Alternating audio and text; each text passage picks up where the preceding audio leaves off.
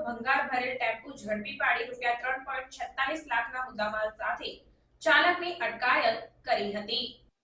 Bharuch SOG પોલીસની team Ankleshwar GIDC વિસ્તારમાં પેટ્રોલિંગમાં હતી, જે દરમિયાન માહિતી મળી હતી કે કાપોદ્રા ગામની રોશની એસ્ટેટ તરફ જવાના માર્ગ પર એક ભંગારનો ભરેલો આઈસર ટેમ્પો પસાર થઈ રહ્યો છે।